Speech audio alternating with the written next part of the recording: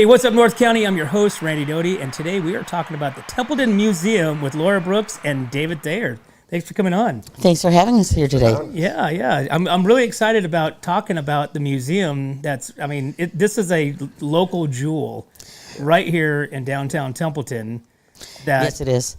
a lot of times goes without even seeing it. People are driving so fast, but it's such a great building, such a great historical society that we have right here in town. You're right. It is sort of tucked away off the main street, and you see the big blacksmith outer building with the big silver outer building. But inside of there is this beautiful little jewel, and it's called the blacksmith shop that dates back to the late 1800s. Yeah. Well, I mean, there's a whole complex. I mean, there's the main house, there's the depot behind it, the railroad depot, both of which are really historic. But the blacksmith shop has been there, 120 years or so, Right. and the steel building around it is 70 years, and so I think that's part of it too. Is it's just been there forever, and it just disappears. When Right. people go by it. And then the house is kind of tucked off the road, and that was moved down from near where the Presbyterian Church is today. And it was moved down there in the, I think, the 1980s, late 80s. And so it's just kind of this little, like you said, it's a hidden jewel, but it's well worth exploring. And we're really interested in making sure that people know about us. Now, Laura, I want to touch back a little bit. So you were in the education field for quite some time. Yes, quite right? some time. Quite some time. So this really kind of fits right into your wheelhouse as far as like the history, with Templeton. You were born and raised here. Yes, I was born and raised in Templeton. Actually, I was born on the Rossi Dairy, and my father built up a walnut farm and built his own home right here in Templeton off of Ridge Road. And so I was born and raised there, ended up teaching and becoming a principal at Templeton schools. So it's a real wonderful way for me to give back to the community that has given so much to me through the years. And how long have you been with the museum? About 5 years now. About 5 years. Okay. Because, like I said, it's a great piece of history that when you walk into, you see, all these old artifacts of Templeton, that, a lot of people for the longest time, unfortunately, thanks to Sunset Magazine and all these other places that's now really highlighted our area, Templeton was that, like, where's Templeton at? It's such a small little place. It's a hick town. It's a cowboy. You kind of have to mean to go there. Right? Yeah. So, David, let me ask you. So how long have you been with the blacksmithing? Has this been your life? Life thing that you've been doing? I've been chasing metal, as they say, since high school. Repoussé, copper work, and stuff like that, and kind of a backstage carpenter, welder, steel fabricator guy since the 80s, and doing sculptural, rusty found steel objects since the 90s. I did an installation at the Slough Museum of Art called, it was about Macbeth, and whatever, we don't need to go there, but yeah, so then pretty much serious blacksmithing with the California Blacksmith Association for the last 5 years or so. Yeah. Interesting. And so now what is your position with the museum? So for this event, I'm the chair. We're kind of co-chairs, but whatever, of the Some Like It Hot event. And I'm the resident blacksmith there, just trying to keep the blacksmith shop going. It was kind of on mothballs for a number of years. There were 2 blacksmiths since 1917 that we know a lot about. And then when Bob Tulloch, the second blacksmith, passed away, it kind of just was quiet for a number of years, and now we're trying to bring it back to life. What's interesting about Bob is, so Bob made a lot of the art, light, fixtures in a lot of the homes in our area. Yeah. So, because when I was a kid, we had this chandelier, this light that went over the fireplace mantle, and it was all, steel, and I mean, it was just looked like it was candles, flickering, this and that. Yeah. And years down the road, I ran into Bob, introduced myself and this and that. He's like, "Oh, Doty." And so evidently he made that. And then since then I've seen, a bunch of other places that have the same thing. He touched so many people's lives, and his work is just so prevalent all around. Yeah. That's amazing. So Laura, tell me about the museum. Tell me about I mean, tell me what like when somebody walks into the museum here in Templeton, what do they what did they expect? What did they expect to see? Well, first of all, we're open on Fridays, Saturdays, and Sundays from 1 to 4 o'clock. And we wish we were open more, but we always need more docents and more people to help support opening the museum, and it's really only a few hours once a month. But that being said, when you walk into the museum, there's somebody there to greet you. We're happy to show you around the place. We have a little kind of a schoolroom. You know how important the schools are to Templeton. Right. A schoolroom section with old band uniforms and cheer uniforms, that sort of thing. All the yearbooks that date back, I believe, to, I want to say 1927. So we have yearbooks that go all that far back into our Templeton's past. So I'm going to hold you up right there, and I'm going to see if you know this history or not. So, Oh, it's a challenge. yeah, this is about our sports team. Yes, So right now, Templeton is green, white, and silver, gray. yes. Do you know that there was another color that Yes, it Templeton was? gold. Huh? Green, white, and gold. Green, white, and gold, but they're also red. I don't remember the This red. was back in the, I believe, because I would deep dive. I was looking for Dan Boots's high school football picture, years ago, and so then I started getting into all the yearbooks, and Templeton was red at a point back in like the 30s or 40s. That's or a little 50s. before my time, Randy. It was really bizarre. Because I remember the green, white, and the gold. And we have those uniforms and band uniforms and everything on display there. And then we have a lot of pictorial displays, The big books. photographs that you are can see, the photographs. really amazing. The old photographs of the town. Right, and they're all over the place. And then a lot of artifacts that were donated by Templeton families through the years. Mel Fredrickson, some people might remember Mel Fredrickson. He was a wonderful Templetonian and a employee of Templeton Schools as a janitor, bus driver, all around kind of guy. And he donated a lot to that museum. And so anyways, there's a lot of things that were brought to the museum by the local families.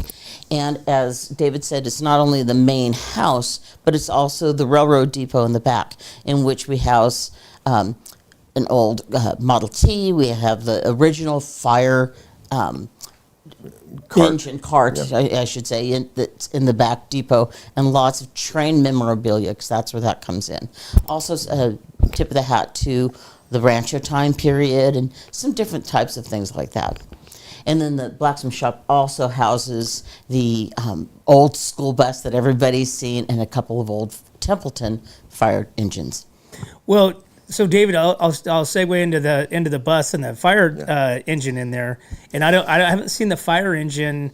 I was in there a few years back, and you had just gotten the fire engine, and it's The still Templeton one or the Model T? well, the one that was from down in Carpinteria, and they had they had Carpinteria over the top, but you could still see Right, Templeton. right. Is that still? Yeah, that's still there, still as it is. That has not been restored or gone over. Yeah, it's a.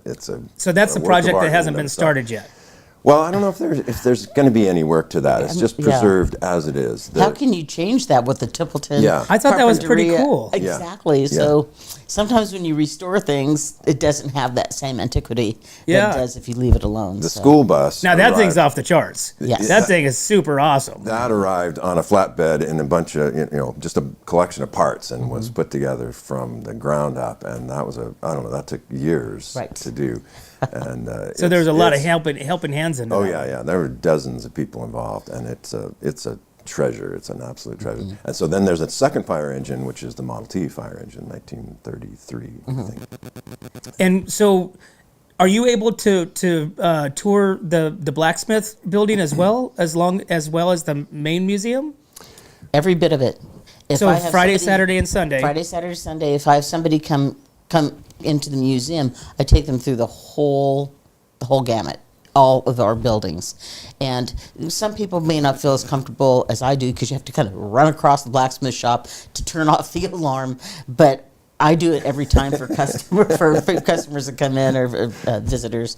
And so, Well, what I liked about the blacksmith shop is when you go in there, they have all those old brands that are on the wall from the years and years and years of the cattle. I mean, we're in a big, heavy cattle industry. It's a Still, I cattle would town. think. You bet. You bet. I believe there's over 200 brands, either on the walls or on the sides of the drawers, inside of cabinets, let alone the brands that we have brought back from the stockyard, because they had a lot of brand displays there. Right. We brought those in, so I think there's over 200 different brands that are Templeton brands. So if no one knows what we're talking about exactly, these are the branding irons would be made by the blacksmith in the shop, and as it's perfected, as a kind of final test, they would brand the wall or the drawers when they ran out of wood on the wall, and that's why all these brands are spread out. It's a test brand, and it's proof that it was made here in this blacksmith shop.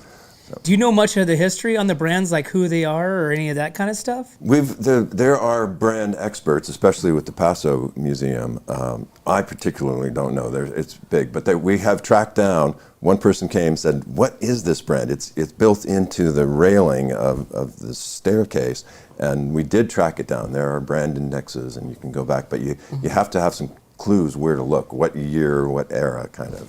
But you can. Yeah. We had Carla Peterson Young, who's one of our people at the museum, and she did a whole research project on the brands. So it's in a book on our shelf. Yeah. So, Oh, really? Yes. Oh, because you guys have a Templeton book. Yes. Right? Oh. On our brands. And it has a brand on it. It has obviously a history of the Templeton and the first church and all that Yep. good stuff. Well, that's the end of the line that was written by L. Willhoit. I mean, that's sort of the quintessential history of Templeton. But Carla did some work specifically on the brands. And another thing I'm kind of interested in is thinking about what has happened since Al's death. We've had so much history that has happened since the 60s and beyond, and I worry that we're not really recording that yet. And so I might be calling you, Randy, and saying, "Hey, what do you remember? From the 1990s when you were a kid here?" And did I age you too much? Anyway, No, not at all. and just having a chance to sit and chat and share stories and record them, so we get some more of the modern history.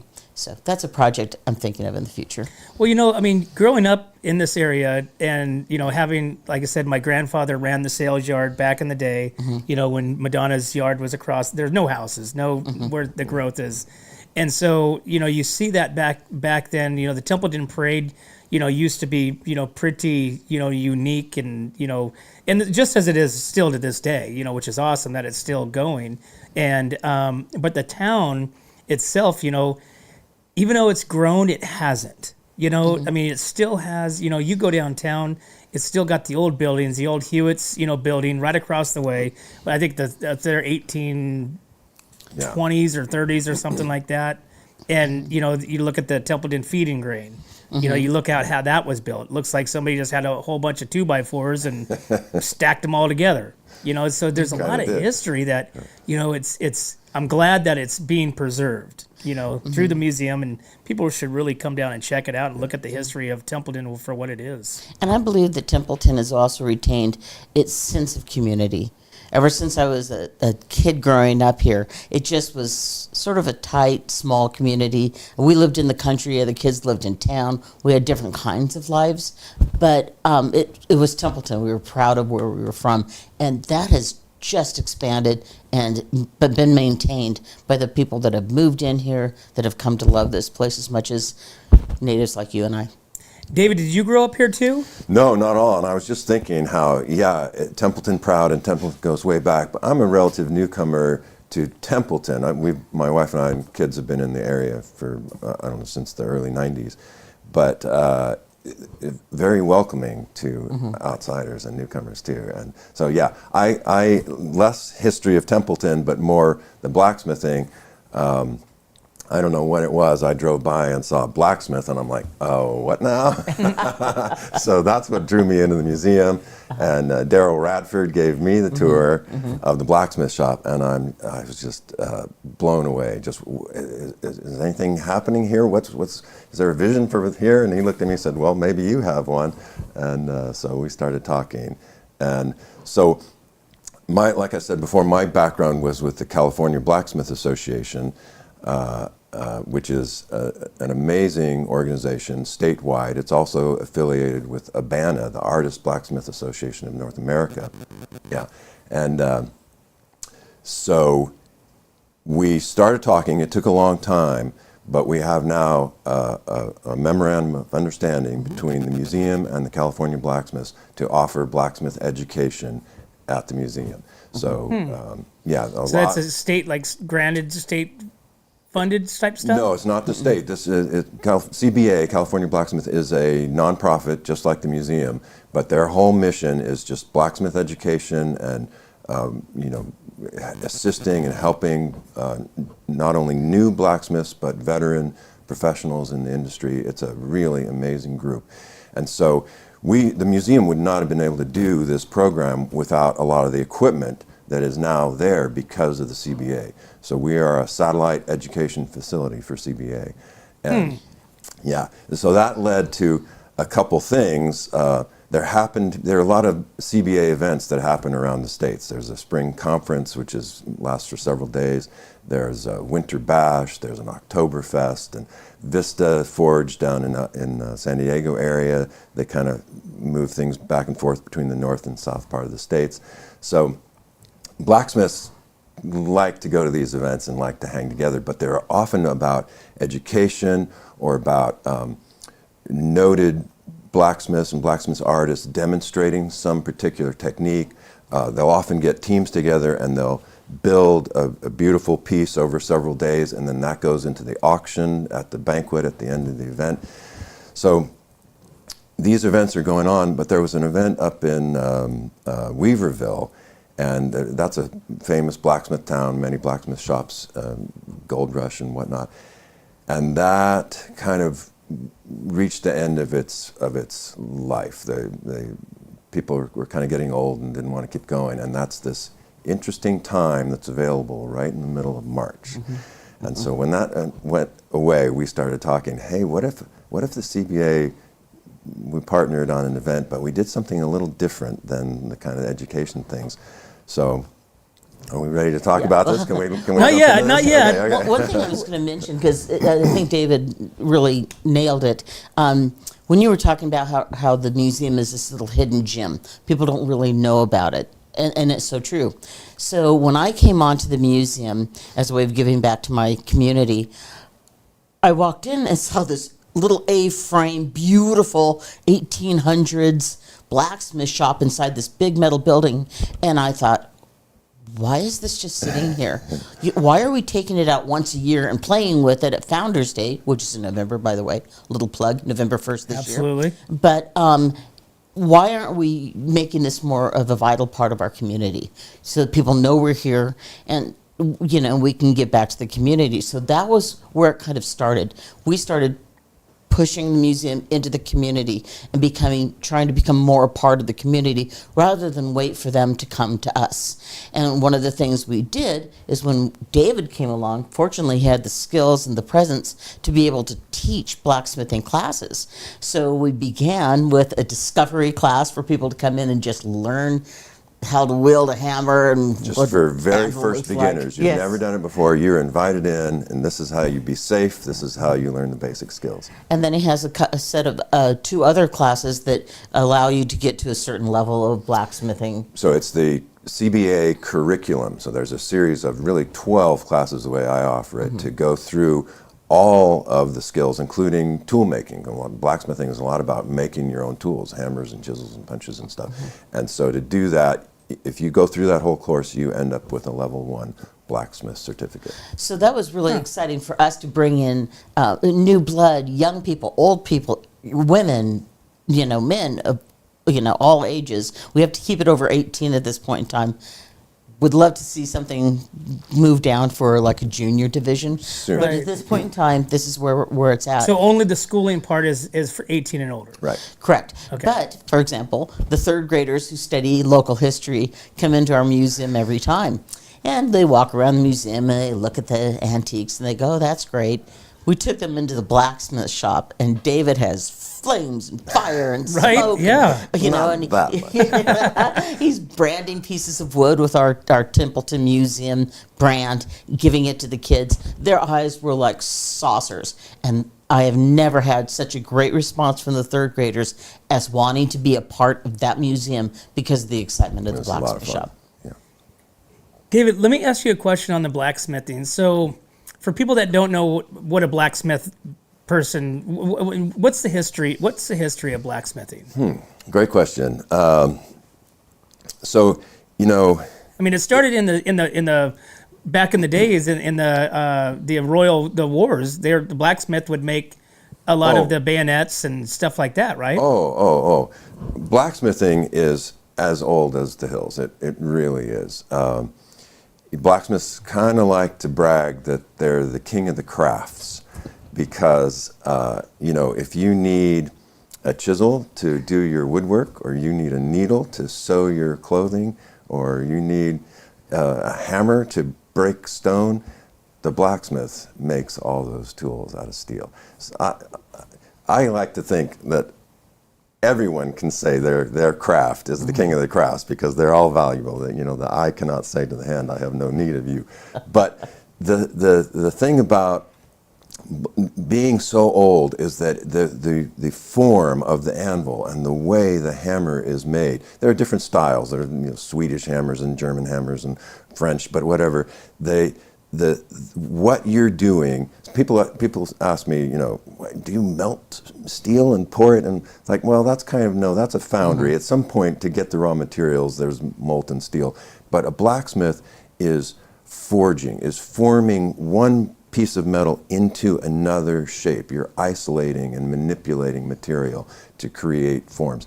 And of course, weaponry and, you know, Knives and things swords like, and- things like hinges on doors, little metal pieces that you know, wood cannot do or stone cannot do. It all worked together, and it certainly, blacksmiths have always been on the cutting edge of technology. That, you know, when blacksmithing was coming around, you know, they say that the Bronze Age collapsed. This is a whole other conversation, but the Iron Age came in, and the Hittites, for example, this was military technology. They kept this secret. You could be killed if you let these secrets of hardening and tempering steel for weapons, for example. But blacksmiths kind of worked themselves out of a job in a way over time.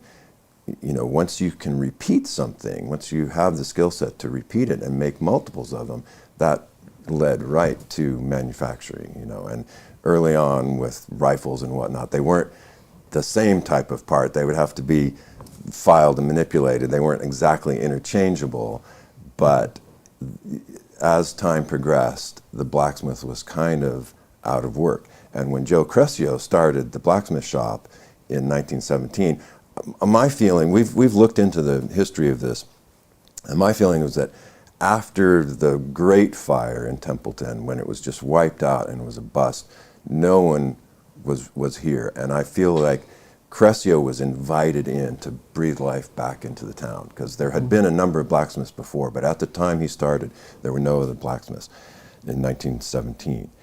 And by that time, mass production was starting, and so the blacksmith was really at the end of their cultural service for fundamental needs in the home and in the industry, because the blacksmiths started to become mechanics because cars were starting to come out and things like that.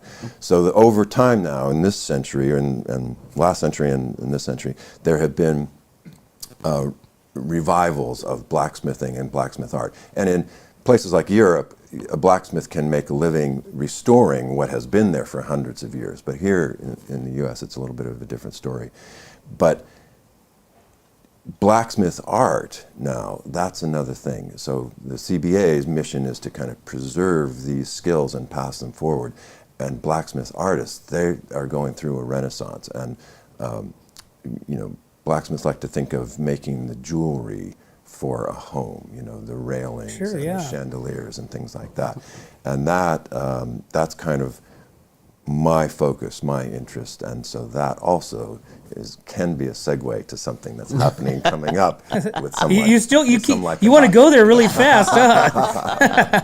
But there's so much history. There's so much questions. It's like my question right now is, why does it have to be 18 and over for this type of education? I mean, we got welding classes in school and stuff like that. Why? What makes it 18 and over?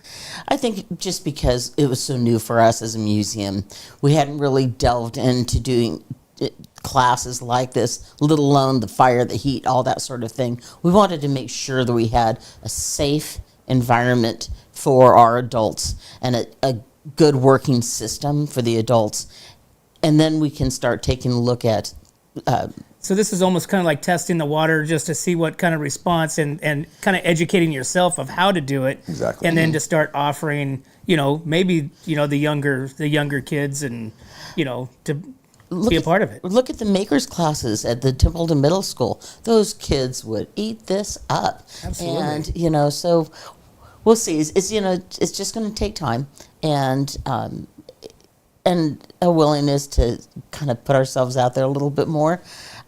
So there's just, there's always that concern about, are we doing the right thing? Yes, let's go. So Laura, I want to ask you, because you grew up here. I mean, the changes that has happened, in our area, not only in agriculture but also, industry wise. You like say we talk about the blacksmith, and you talk about just the town, itself. What was some of the history that you can look back onto, being the blacksmith and dealing with that in your own life growing up?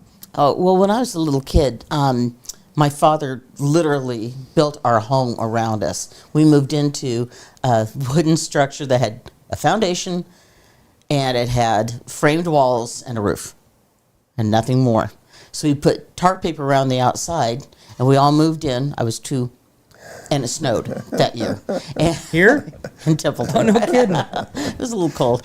Anyway, so everything that he might have needed, he got from either Jack Allen Lumber, which was the lumber yard that was where the museum is now. And then he always went to Hewitt's Hardware, which is more of the manufactured type of things for hinges and whatnot. But I do remember when he went down to get a brand for our property. It was called L1 for the Lao 1 Ranch.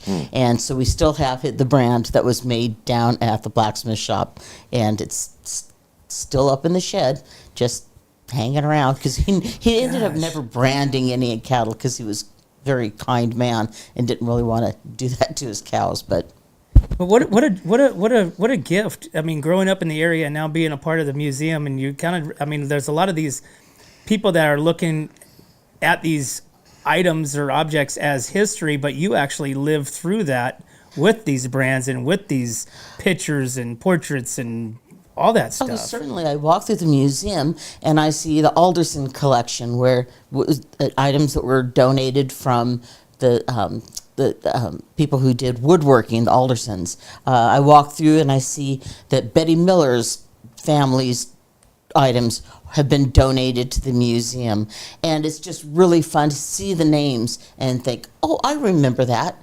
That was at her mother's house, or that was in so-and-so's pickup truck. And so it's fun to connect the names with the people. The Fredericksons are a big connection for our community. They didn't have any children, so it's a little hard because people don't really remember who Mel Frederickson was. Were they the ones that, by the park? No, they were actually off of Old County Road.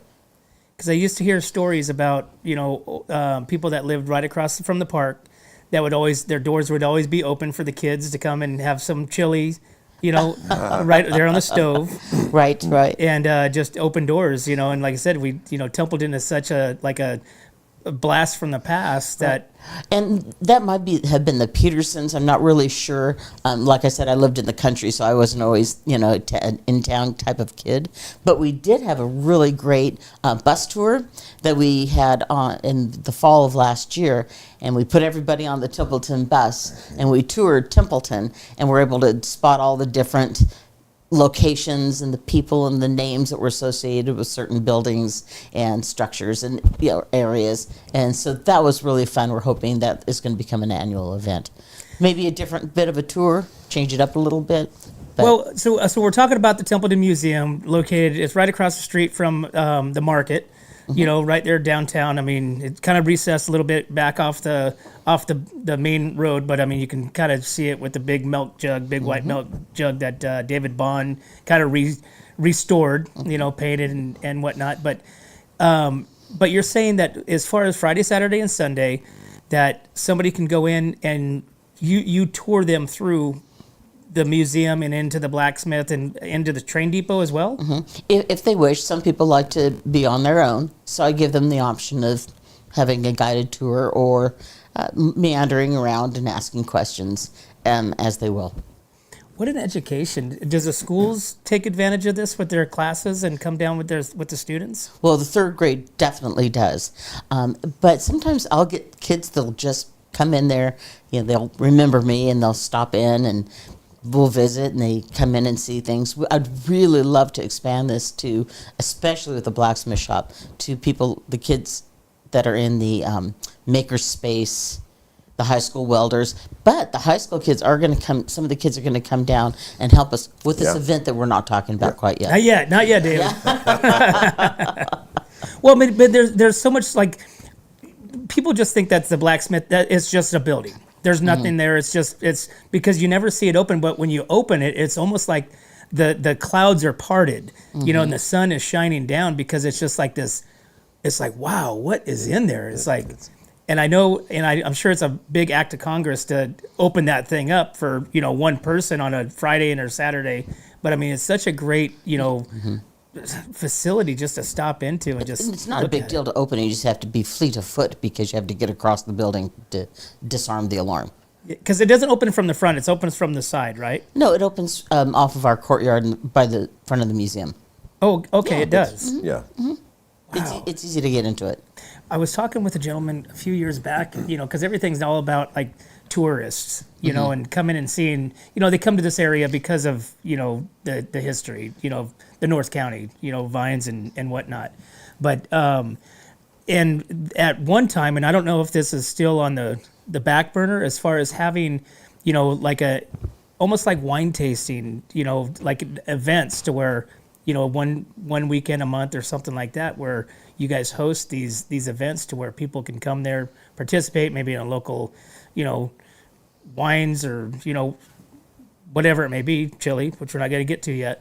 But, to open that up and see, like that bus is impressive. Yeah. And we certainly have the facility for that. Would be happy to partner with anyone in our community. And that's one of the things that we've done is we are working on partnering with the community. And we have a beautiful courtyard area, sort of a memory wall for people if they want to put bricks up for people that they want to recognize. And the whole facility is beautiful. The wildflowers are just beginning to come out. It's really nice. So we're happy to partner with anyone. Give me a call. David, I'm going to ask you a question about knives. Oh. And so with the blacksmithing, what is so special about, like, to keep a blade on a knife? I mean, those are all handmade. Some of the best knives in the history have been made on an anvil. Oh, yeah. Well, I think the key thing is that carbon steel or high carbon steel is hardenable. So as opposed to mild steel that you might make, just normal metal things out of, when you're looking for a tool that will retain an edge or a hammer that will not crack in half, you need enough carbon in the steel to harden it, and you do that by quenching it. And then now it's so hard that it's brittle, so you have to make it a little tough so it's not going to just crack. And that's the tempering part. So you take it from an austenitic state where it's glowing red, and you quench it down to a certain temperature very quickly. It captures this crystalline structure, makes it hard. Now you heat it just a little bit, and it kind of relaxes it enough that it's not going to be brittle and break. And that's just steel in general. a lot of the people around here, and some things that'll be on display in the museum, are like pattern welded steel, which they put multiple pieces, multiple types of steel together and compress it and fold it, compress it and fold it, and that stuff is a work of art. That stuff is beautiful. So you can see some of that. What is like your most memorable project that you've made with your own hands? That's a good question. I gotta say, I think my my next door neighbors on 5-acre parcel, good friends, they had a deck that was just exposed to the sun, and in the summer it was just so hot, and they're like, we want a canopy, we want some way to put something over, and we just started talking, and one thing led to another. It took a long time, it took a couple of years, but eventually there are 2 arbors that hold these taut wires so they can do the canopy, and these 2 arbors are held up by these columns that go way down because they're on a hill, and they're kind of these railroad depot kind of feeling, kind of Old West capitals on the columns. And over on this side, there's a pair of redwood columns, 8x8s. They're kind of married together with this giant dovetail joint that goes up. And over here, they have a koi pond, and there's a tomato sprout that's about 12 feet tall that was hand forged. And then it connects, the tomato sprout comes up and it holds up this other beam, this other arbor. And all together, there's blacksmith joinery and hand-forged bracketry. And that's a kind of a memorable project. That's a good one. And I mean, it just sounds like a lost art that is, needs to be rejuvenated and brought back to the surface, because as we talk about industries and education, which, obviously important about, education, but there's also the working man, that working industry that, still, has kind of feathered off a little bit, that, I think, it's starting to get a little bit more attraction. Yeah, that's just a really great point. There's kind of this this need these days for people to do things with their hands and to be kind of connected again, and this kind of idea of onshoring, and I tell you, for me, it completes a picture. When you go through this education process of blacksmithing and you start to understand so steel is actually transforming to a different state when you heat it to these glowing temperatures, and it has that energy that it didn't have when it was cold, and you can bend it where you couldn't before. It was stiff and hard. And getting into that, to me it completes the circle of understanding. And when I started actually blacksmithing, actually knowing what my welding changed completely. I started to understand what I was looking at and why something would crack. The weld would crack when it cooled too rapidly, when you're trying to put 2 different types of steel together. And it just, as far as the actual trades and what's a practical value of blacksmithing, a young guy might benefit a lot, a young person, from going through a blacksmith class. So Laura, how does somebody like can they reach out to you for an educational, tour? I mean, do you take groups to the museum? I do. I've actually done a couple of interesting groups. One of the ones I did was the Escuela de Rio. People came through, and I gave them a unique tour throughout the entire building. So that was really fun. And I've had other groups that have reached out to me looking for a tour. And I can go down there anytime. Now that I'm retired from teaching, this is sort of what I do. And so I'm more than happy to meet anyone, any group at any time, and give them an individualized tour, or get several different docents together, and they can rotate from place to place. Now, has David got you into the forging yet and making Great up some? question. Honey, my shoulders are a little worn out from carrying 50-pound walnut sacks around the orchard all those years. I'm afraid my pounding days are over. Well, I mean, not only we'll get into what you got coming on. You guys also host like the Founders Day, and you guys do a lot of stuff down there to kind of bring awareness of our town and our history and the museum, right? Right. Well, that was part of our whole concept when I joined the museum is get us out there. Let's get out there. And so Founders Day this year will be on November the 1st. We always Last year we missed because of the rain, right? I know, and we had been washed out like 3 out of 5 times or something. We went enough. So we're now going to do the first Saturday of November. The third Saturday of November was when the first train came to Templeton. So it's traditionally the correct day. Why that date is why it is. That's why it was. But yeah, we just can't fight the rain all the time. And we want the rain anyway. So bring the rain on, move the date. So anyway, so we're on the 1st, and that's just a fun event for family and people, kids, cakewalks, games. The blacksmith shop is open. All the events are happening in the various buildings. We have music, food. It's really a fun event for the community. So we have that. We have a plant sale every year in the spring. We just started that.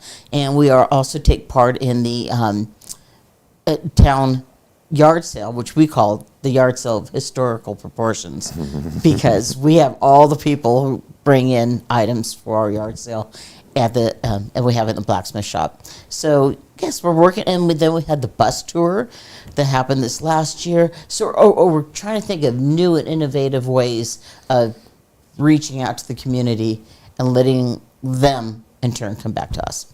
So the Templeton Museum obviously is nonprofit, and it's all by volunteers, right? And so how do you guys is the museum where it sits right now? Is it self-funded through the nonprofit, or is it a state historical building, or what's the status on that? We definitely need membership. We definitely need people. A lot of people come to the museum, but it's only $15 a year to join the museum, and that goes so far. So we're working on fundraising because we need to make sure we're not going into the hole as a nonprofit, because that's the demise of a lot of museums, is when they can't keep themselves afloat, because we still have to pay electricity, utilities, keeping the lights on, all that sort of thing. So it's an independent nonprofit. Yeah. There's no outside state funding or anything like that. It's so we're totally dependent upon donations and the kindness of strangers. And so when you go there on Friday, Saturday, and Sunday, David, are you there as well? Or do you guys kind of do this tandem, or does it change every week? No, I'm there when a class is offered. I don't do part of the tours, although maybe something will happen with that. And I'm there. I'm available when any sort of special thing comes up. But I'm there by appointment for the classes. Okay, and then what are you there every weekend, Laura? I'm there the first Friday of every month. And Okay. then I'm there a lot, but that's the time you can find me, is the first Friday of every month. I'm the docent there. And so that's the best time to reach me.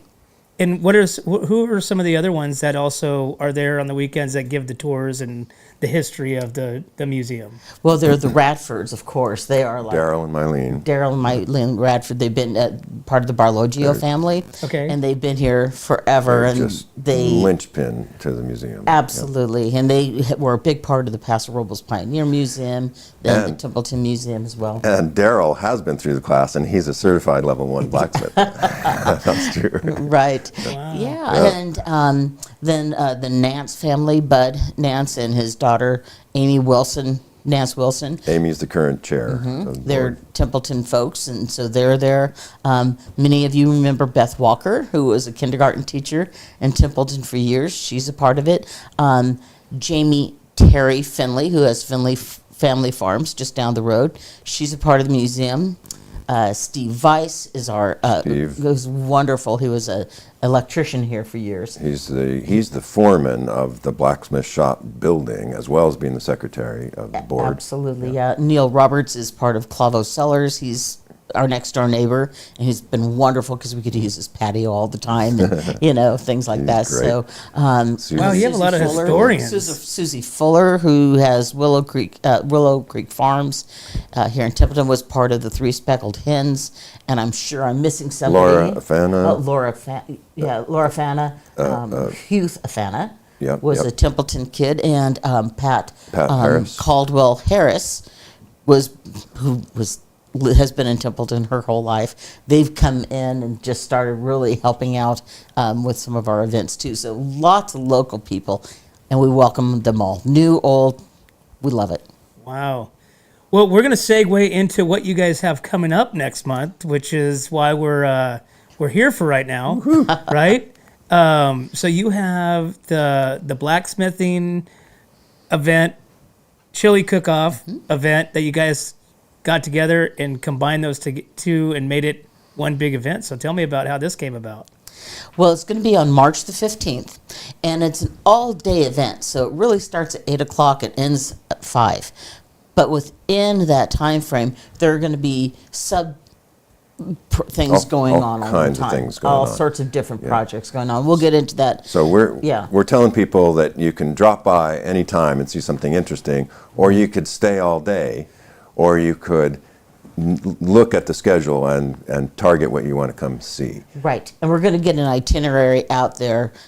We're finishing off our sponsorship page, but we're going to have an itinerary so people can go say, oh, I think I'd like to go to the Chili Cook-Off and stay for this blacksmithing event, or come to a blacksmithing event, stay for the chili, what have you, or come to the silent auction a little later in the day. So there's lots of different things going on, and people can come, go, enjoy the day.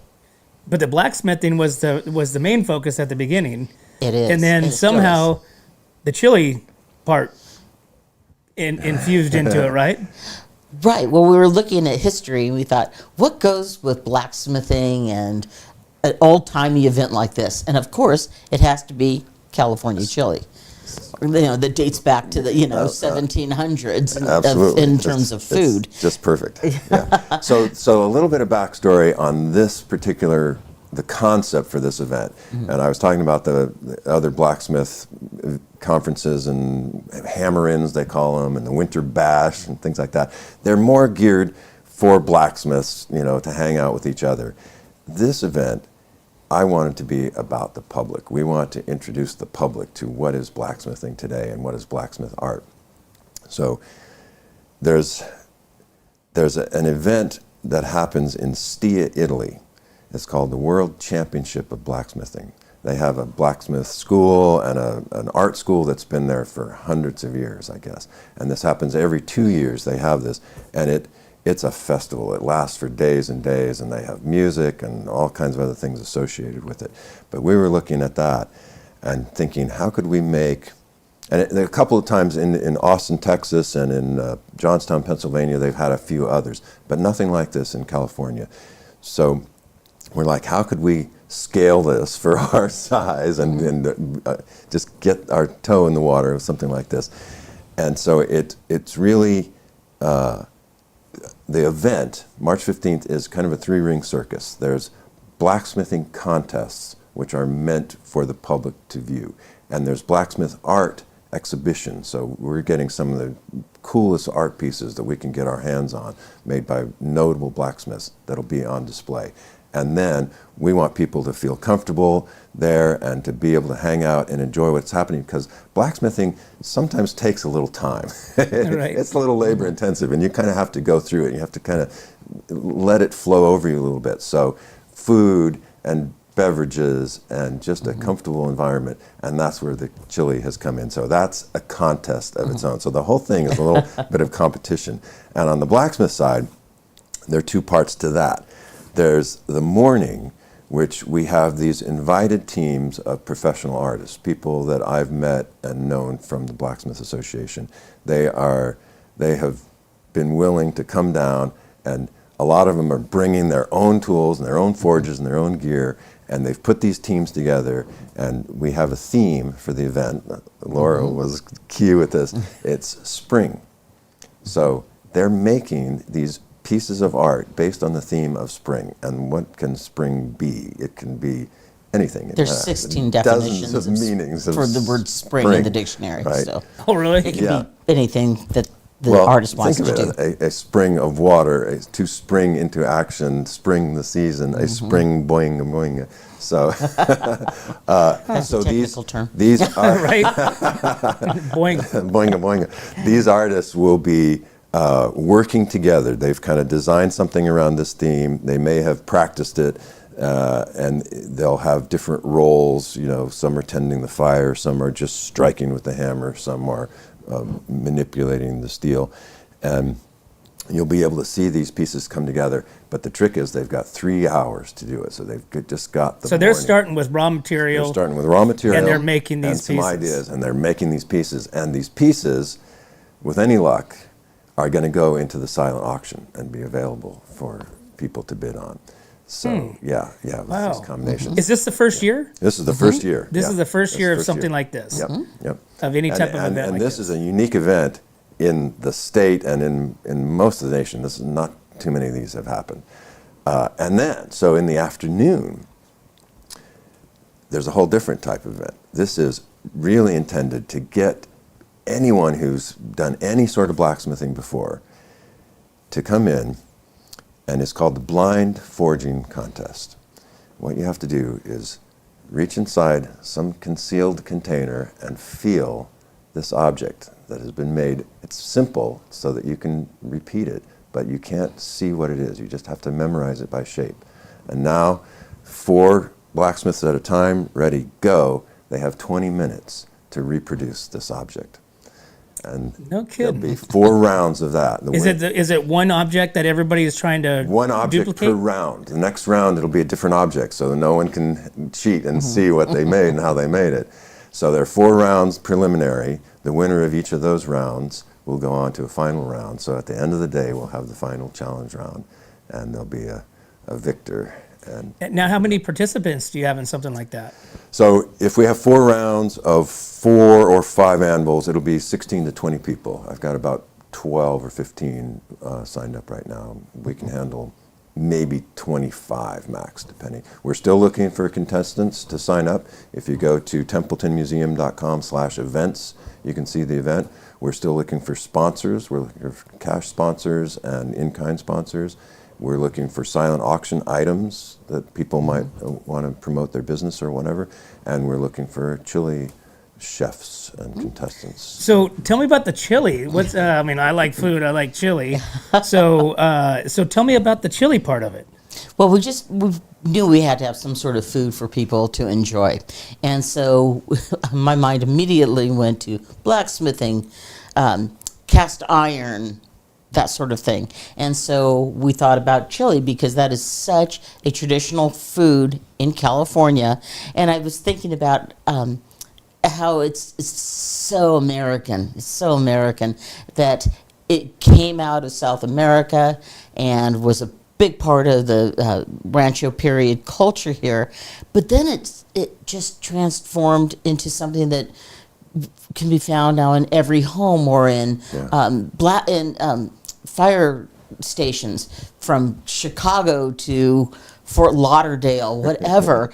Chili is this great food source that people could use. They could put it on their fire. They could let it sit there, and the longer it sat, the better it got. Yeah. So anyway, so that's what we're starting with is this chili and the concept of the fact that it's really part of our history. It's simple. You think you understand chili, but you can have chilies that absolutely blow your mind. And my wife and I cook. She's just fantastic, and she'll come up with a different chili, and you just go, "That's a keeper. Let's hang on to that one." And where did that come from? And that's the fun part about having this chili cook-off. I don't care if I win or lose. I'm just going to, Are you participating? Of course I am. Uh-oh. You betcha. Yeah. I've got a Chicago-style firehouse chili. I'm hoping that'll be a good one. But I know some of the chefs that have entered, and I don't know if I stand a chance. It doesn't matter. So this is another starting from scratch, and they're making the chili. You're making the chili right there. Yep. So people are going to bring in their crock pots. I'm bringing mine in a cast iron. So we'll have some briquettes and things for those people that want to use that kind of a cooking method. And so we have room for about 25 participants. How many you got now? About 10. Okay. So we have plenty, and then so what we're going to do is we're going to have judging happen, and after the judging, we'll go ahead and award a first, second, and third place, plus a thank you to everyone for even bringing it in the first place, which is amazing, and then we'll, after it's all judged, we'll let people for a donation, can try all the different chilies.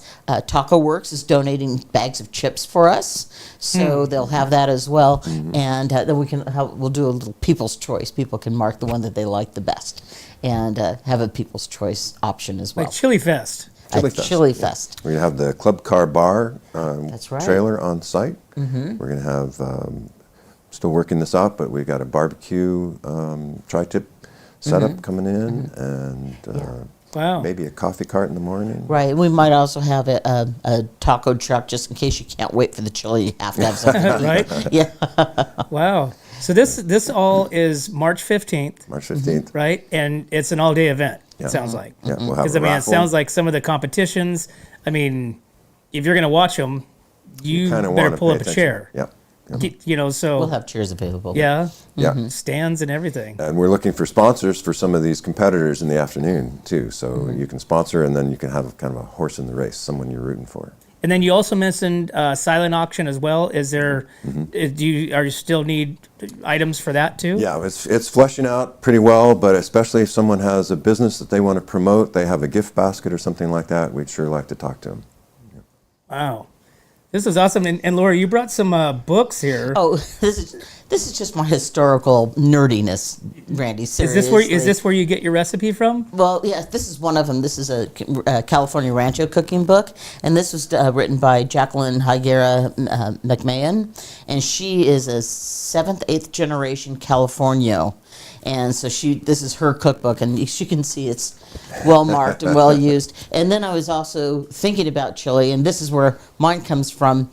Again, a very used old book, and this fellow, I don't even know if he's still alive, but it's about chili across the country. So he has California chili, Cincinnati chili, Firehouse chili, which is the one I'm going to use, and that kind of thing, just to show how it's spread throughout our country.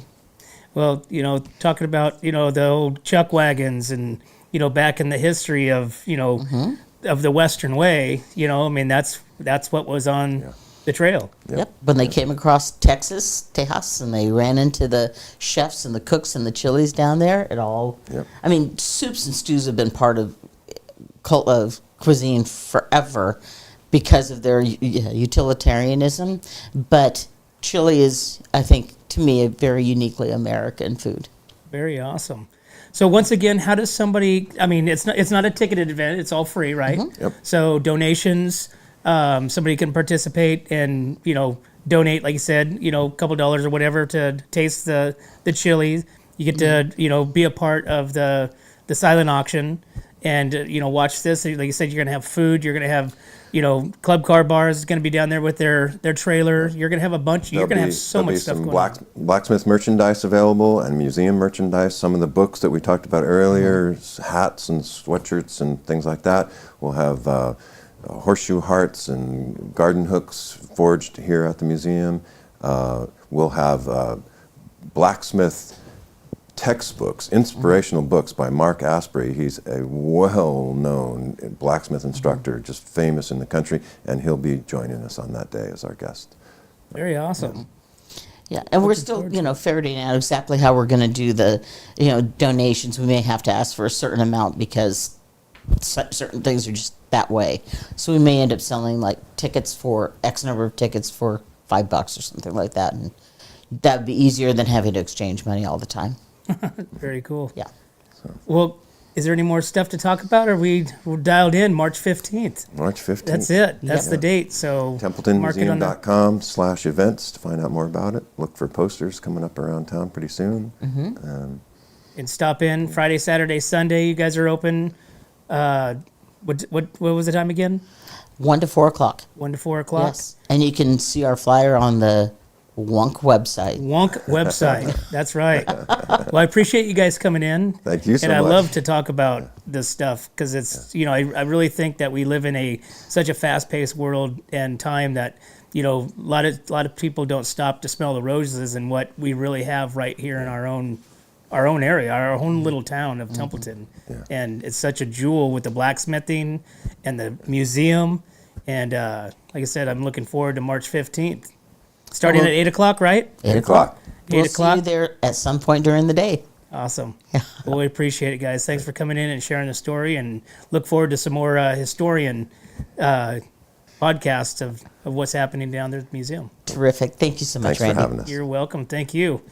Well, there you have it, guys. Hey, make sure you mark your calendar March 15th. You don't want to miss this. Not only a good cook-off with chili, they also have the blacksmith going on and the full display of the Templeton Museum right down there in the middle of town, right across the street from the market. But as always, guys, we can't do this without you and our sponsors. We'd like to thank Escalar Wine Travelers Hideaway, Visit Atascadero, 805 Custom, MGP Coatings, North County Junk Removal, Trailer Barn, Story Termite and Pest Control, Borhone Auto Center, Kennedy Club Fitness, Airflow Filter Services, and Suprema Meat Markets. Thanks again, guys. We'll see you at the Chili Cook-Off.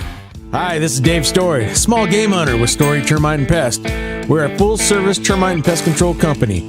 From rodents to termites, we can take care of all your pest control needs. Call today. We can tailor a pest control program that will meet your needs and budget. Contact us at 805-460-0650 or at storytermite.com. Remember, we don't have customers, we have friends. Hi, it's Alex with Suprema Meat Market. We are a Mexican meat market with a taqueria. Come enjoy our high-quality cuts and meats. We offer choice and prime Harris Ranch beef, as well as chicken, seafood, and pork items. In the taqueria, all of our tacos come with handmade tortillas. We also offer specialty items like chilaquiles and chile rellenos. Come enjoy Taco Tuesday with Suprema. We offer our tacos at $1.99 each. Suprema Meat Market is located at 8950 Montecito Avenue in Atascadero. Are you tired of looking at that worn-out concrete garage floor, patio, or porch? Look no further than MGP Coatings, where customer service reigns supreme. Our team goes above and beyond to ensure your satisfaction every step of the way. Before we even start coating, we meticulously repair your concrete, ensuring a flawless finish that lasts. And here's the best part. Our Pentec coatings are 4 times stronger than epoxy, so they won't chip or peel, making maintenance a breeze. Plus, they come with a limited lifetime warranty. Call us today at 805-952-5301 or check out our Facebook and Instagram and experience the MGP coating difference. Don't wait. Transform your garage, patio, porch, or driveway and become a part of the MGP coating family. What's up, North County? This is Teresa Branch with Airflow Filter Service. We are a family-owned business right here in the North County. We have air filters, oils and lubricants, and hydraulic hoses. We provide services that include air filter cleaning, DPF cleaning, and waste oil collection. Come check us out at 1140 Ramada Drive, and we can help you with all your automotive and industrial vehicle needs. Hi, this is Omid and Deanna at North County Junk Removal. We are a business known for helping our neighbors and our community. Let us help you save money and get rid of any unwanted items. And rest assured that our professional team adheres to global standards of safety and recycling. We are fully licensed and insured for your peace of mind. We are locally owned and operated, and we look forward to helping you with all your junk removal needs. Please call us at 805-769-6966. Atascadero isn't your standard getaway. We're unique, just like you. We're growing, transforming, and figuring it out as we go. We're a town filled with innovators, artists, makers, and game changers. We're a little bit country, a little bit funky, and always authentic. We're here for your good times, your slow times, and your changing times. We're all in Atascadero. Come see for yourself. Learn more at visitatascadero.com. 3, 2, 1.